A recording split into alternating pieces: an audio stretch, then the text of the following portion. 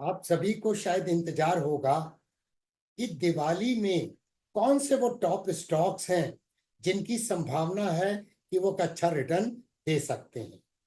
तो इस दिवाली 2024 में हमने 3 स्टॉक्स का चयन किया है और तीनों स्टॉक अलग अलग सेक्टर के हैं। उनके ट्रेंड को भी दिमाग में रखा गया है कि सेक्टर का ट्रेंड कैसा नजर आ रहा है। इनके वैल्यूएशन को चेक करेंगे, इनकी फाइनेंशियल हेल्थ को चेक करेंगे और उसके बाद प्राइस चार्ट में चल के इनकी टेक्निकल एनालिसिस करेंगे और प्राइस टारगेट को भी निकालने की कोशिश करेंगे। तो क्या आप तैयार हैं टॉप 3 स्टॉक्स को जानने के लिए? मैं डीके सिन्हा आप सभी का स्वागत करता हूं। दिवाली की ढेर सारी शुभकामनाएं आपको और आपके परिवारजनों को। चैनल को सब्सक्राइब करना नहीं भूलिएगा, वीडियो को अभी से लाइक कर लीजिए, मुझे मालूम है आपको ये वीडियो पसंद आएगा। तो चलिए स्ट्रेट अवे ये टॉप 3 स्टॉक्स जो दिवाली 2024 के हैं उनके ऊपर में चर्चा की शुरुआत करते हैं।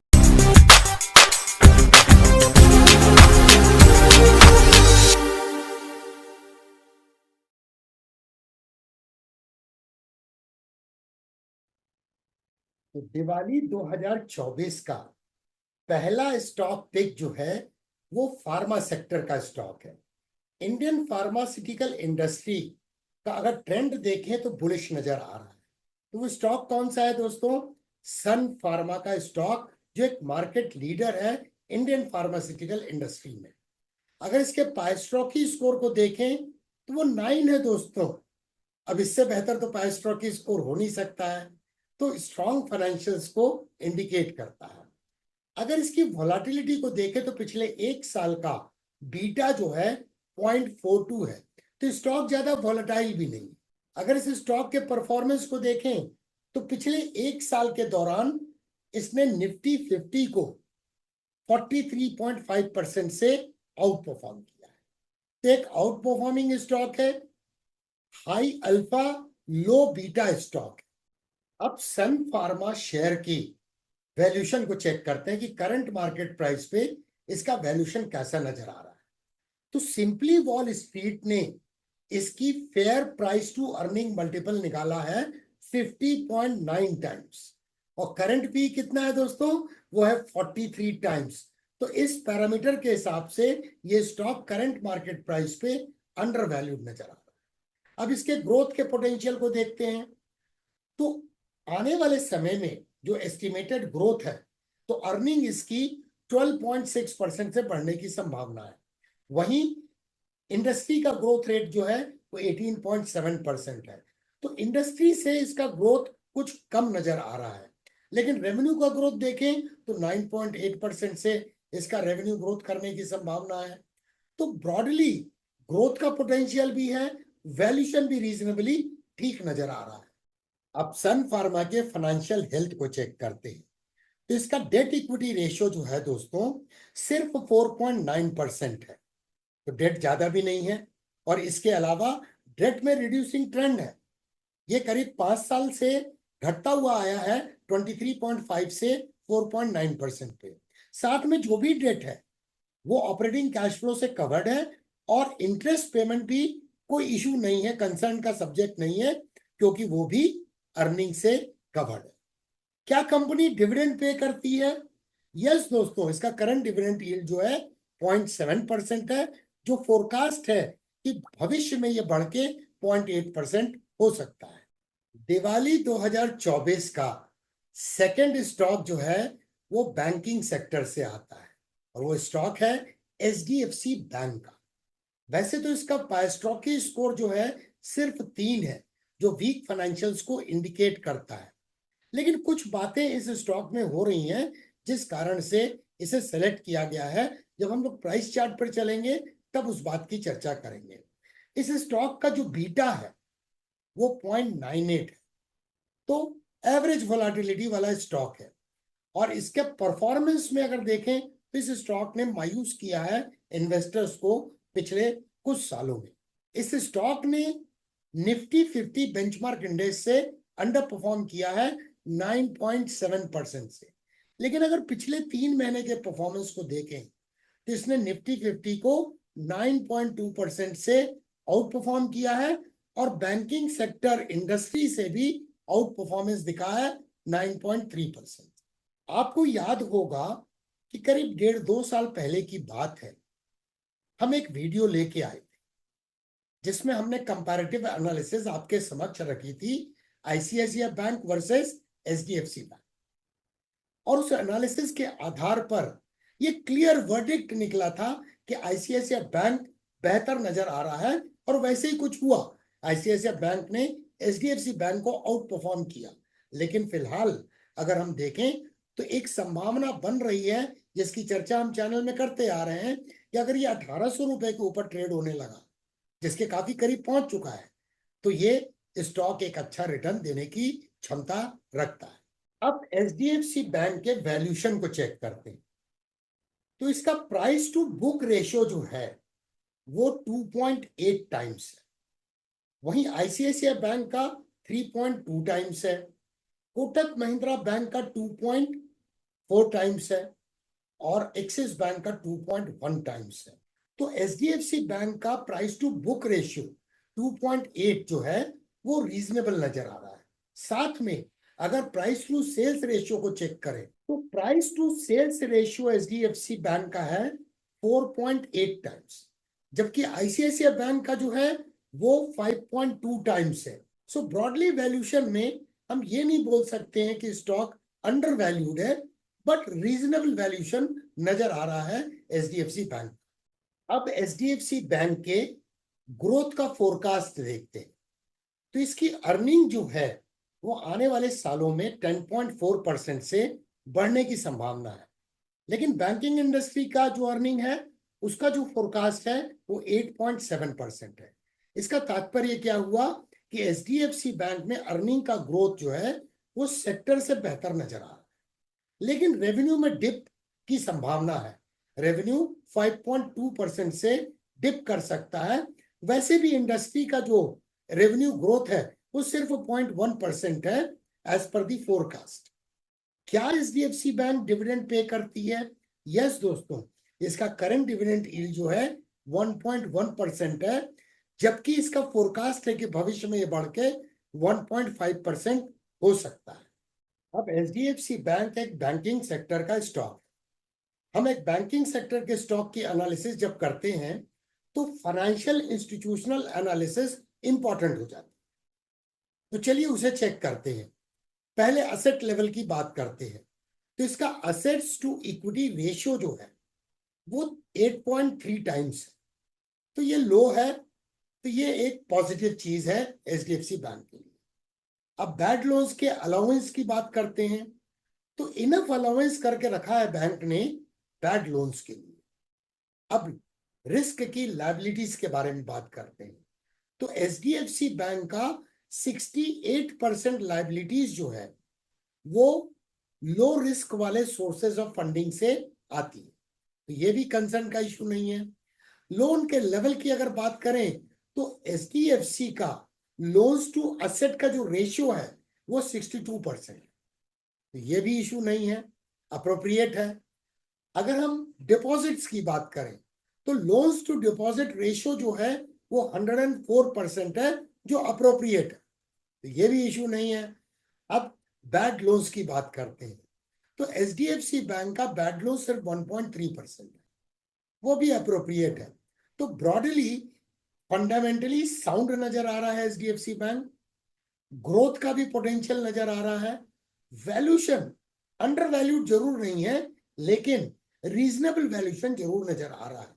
बाकी तो आप टेक्निकल एनालिसिस करेंगे तो फिर उसकी आगे चर्चा करेंगे कि क्या पोटेंशियल इसमें भविष्य में हो सकता है। तो दिवाली 2024 का तीसरा स्टॉक पिक जो है वो रियलिटी सेक्टर से आता है, क्योंकि उसका ट्रेंड भी, सेक्टर का ट्रेंड भी बुलिश है। तो इस सेक्टर के हमने स्टॉक को पिक किया है ओबेरॉय रियलिटी के स्टॉक। इसका पाइस्टॉक की स्कोर 8 है दोस्तों, तो वो भी स्ट्रॉन्ग फाइनेंशियल्स को इंडिकेट करता है। ये स्टॉक वॉलेटाइल थोड़ा अधिक है, इसका बीटा जो है 1.18, और इसके परफॉर्मेंस की अगर बात करें तो पिछले एक साल के दौरान इसने निफ्टी 50 को 51.5% से आउट परफॉर्म किया है, और पिछले 3 महीने में देखें तो इसने सेक्टर को भी 16% से आउट परफॉर्म किया है। अब चलिए इसके फाइनेंशियल हेल्थ को चेक करते हैं। तो इसका डेट इक्विटी रेशियो जो है वो 14.1% है, तो बहुत अधिक नहीं है। इसके अलावा ये डेट का जो ट्रेंड है वो रिड्यूसिंग है। 5 साल के दौरान 24.5% से घट के 14.1% पे हो गया है।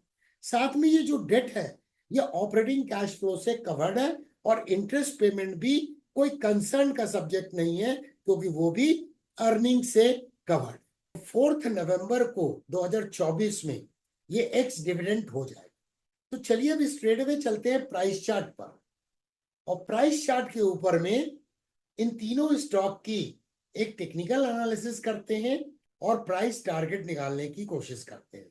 दोस्तों वीडियो को लाइक करना नहीं भूलिएगा।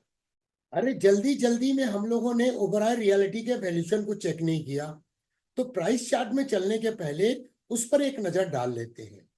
तो इसका करंट पी रेशियो जो है वो 30.4 है, जबकि सिंपली वॉल स्ट्रीट ने इसकी फेयर पी रेशियो निकाला है 52.1। तो इस पैरामीटर के आधार पर ये वैल्यूएशन में ठीक नजर आ रहा है। चलिए अब स्ट्रेट अवे प्राइस चार्ट पर सबसे पहले मैं दर्शकों को ये बताना चाहूंगा कि ये एनालिसिस जो हम कर रहे हैं और मैंने जो रिकॉर्डिंग की है वो 28 अक्टूबर 2024 को जब मार्केट क्लोज हो गया था उसके बाद में हम ये एनालिसिस कर रहे हैं।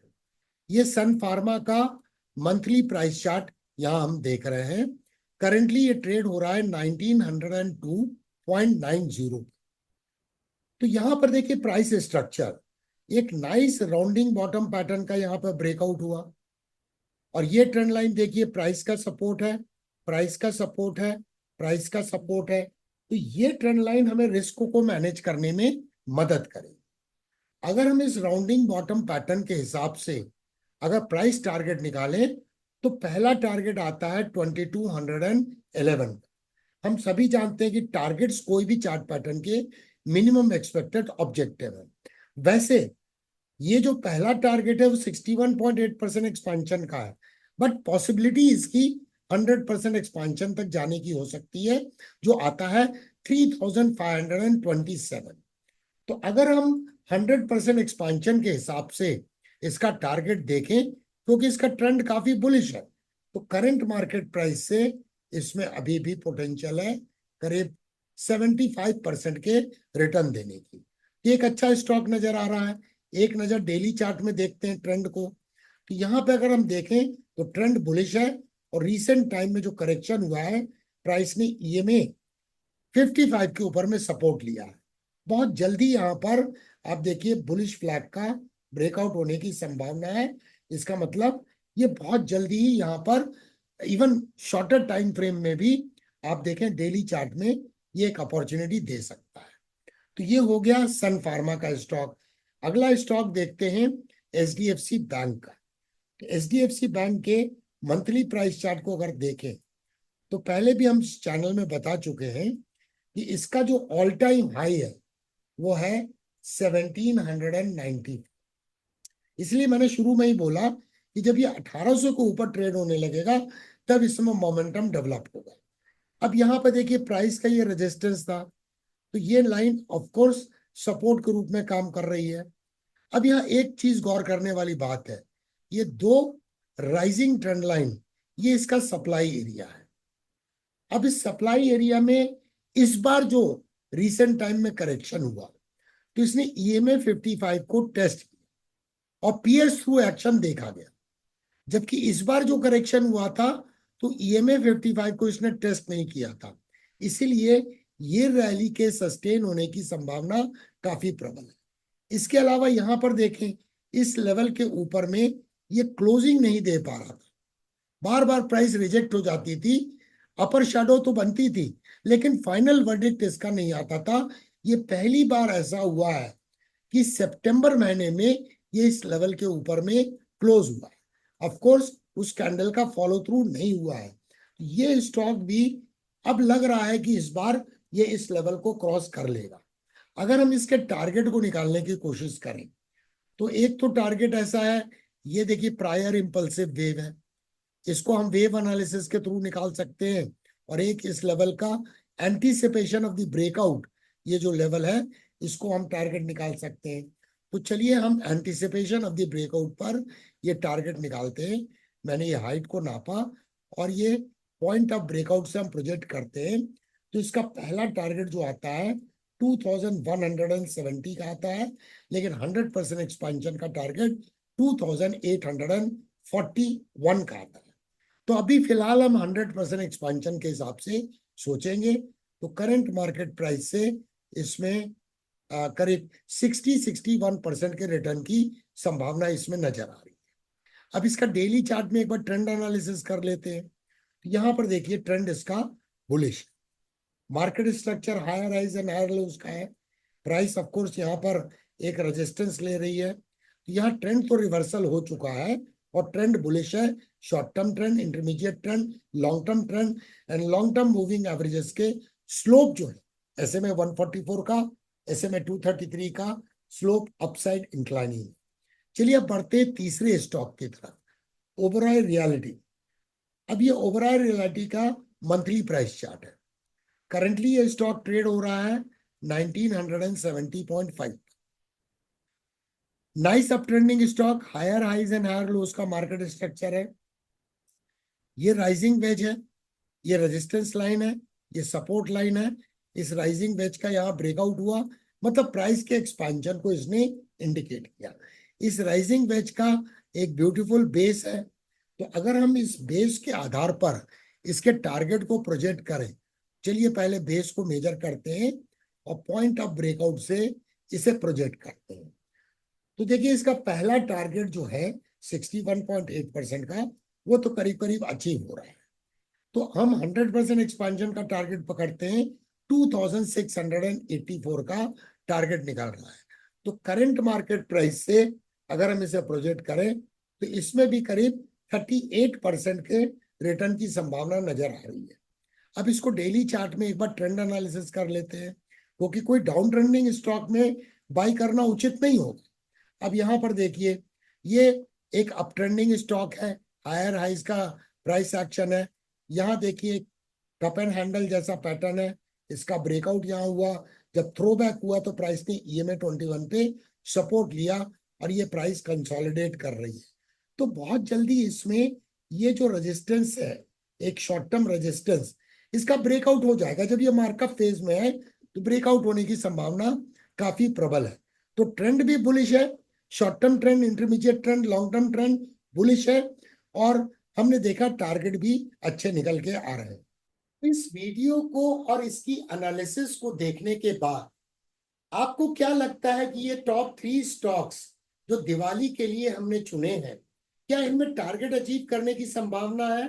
आप अपने ओपिनियन को इस वीडियो के कमेंट सेक्शन में अवश्य लिखिए। स्टॉक मार्केट में कुछ भी गारंटी नहीं होती है, लेकिन जब हम एनालिटिकल इनपुट्स के आधार पर एक स्ट्रैटेजी बनाते हैं और उस स्ट्रैटेजी को इंप्लीमेंट करते हैं तो संभावना प्रॉफिट करने की प्रबल हो जाती है। वंस अगेन फ्रेंड्स, आप सभी को दिवाली की शुभकामनाएं। आपको और आपके परिवारजनों को फिर मिलेंगे अति शीघ्र।